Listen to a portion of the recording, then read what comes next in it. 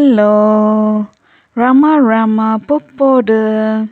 Hope all are in good health, feeling wonderful, relaxed, peaceful, and happy always. Now let's continue with chapter 16, part 3. Sadhuism was not a joke.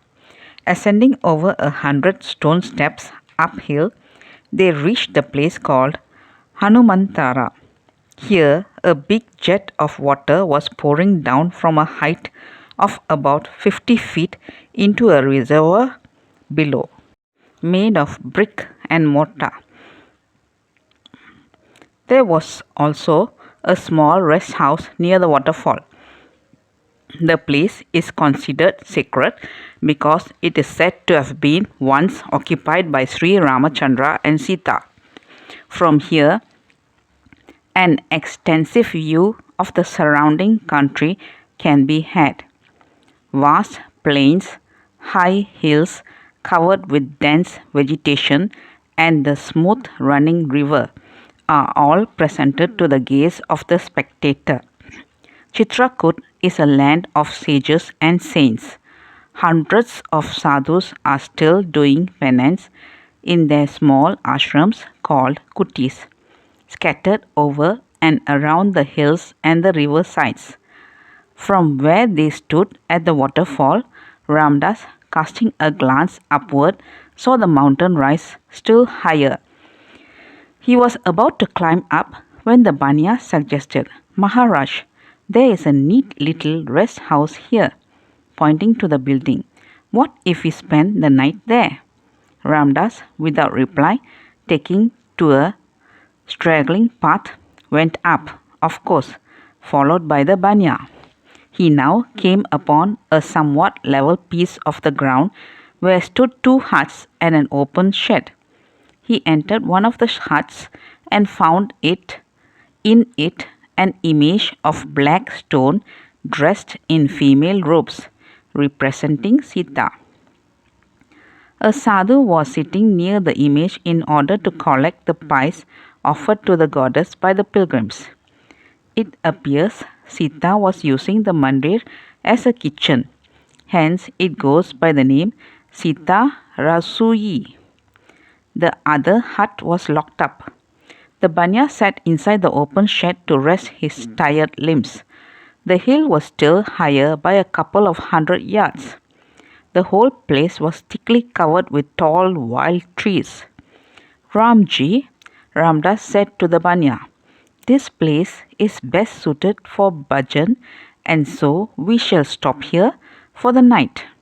He replied that the idea did not appeal to him and that it was simply preposterous or something to that effect. The sun had set and darkness was rapidly creeping on the world. The sadhu of Sita Mandir came out and saw Ramdas seated on the root of a tree and the Banya in the tiny shed. "How now?" the sadhu said. "What are you doing here? Don't you see it's getting dark? Let us go down." "Ram wills that Ramdas should remain here for the night," answered Ramdas. "Madness," he muttered. "This jungle is haunted by the wild beasts and nobody is permitted to remain here in the open in the nights. The shut-up kuti belongs to my guru who has gone down to the city for Riddhi Siddhi. It is his order that none should be here in the night." Ramdas obeys the command of Ram, who says that he should not move from here. Ramdas rejoined, "Then do as you like, at your own risk." The sadhu retorted, "But one thing," he added, "don't make use of that shed. You, turning to the Banya, get out of the shed." The Banya came out. With the last warning, the sadhu left the place and went downhill. About 10 yards higher up from the shed, Ramdas saw a flat stone beneath a cluster of trees. Going up, he occupied it. No sooner had the sadhu gone out of sight than the Banya got back to the seat in the shed. Darkness came on. "Maharaj ji, please do come to the shed," the Banya said. No, Ramji. This flat stone is large enough to accommodate 2 persons. So you may also come here, answered Ramdas. This is a better place, Maharaj, he urged. But now it became pitch dark. The Banya cried out in terror, "Oh Maharaj, do come. I cannot remain here alone in this dreadful place." Ramdas, abandoning the flat stone, went up to him in the shed. With the advent of darkness, cold had also set in. The shed, open on all sides, being supported on 4 bamboo poles, allowed freely the chill breezes to sweep into it. Ramdas sat up while the Banya lay down to sleep. But where was sleep for him in that fearful place? He was shivering both from dread and cold. At midnight there was a rustling noise among the thickly strewn dry leaves beneath the trees. Hearing the noise with a sharp cry, the Banya bounded into a sitting posture. "Maharaj," he whispered, "what is that noise?" "It is nothing, Ramji," consoled Ramdas. "It may be only mountain rats spotting about. For all that we know, it might be a wild animal or a cobra. I have heard that these jungles are inhabited by large-sized cobras." He spoke with deep concern. "Give up your fears, Ramji. They may be rats," assured Ramdas. Again, an hour later, a similar noise, louder and closer, was heard. This time the Banya was truly frightened and clung to Ramdas as the scared young one of a monkey does to his mother. "What shall we do?" he cried. "Repeat the name of Ram," Ramdas suggested. "You need not be afraid of anything. When the powerful name is on your lips, do repeat and keep calm." Thereafter, Ramnam worked on his lips with amazing continuity. Till the appearance of dawn, he went on with the japa, and no more noises disturbed him. The daybreaks dispelled his fears.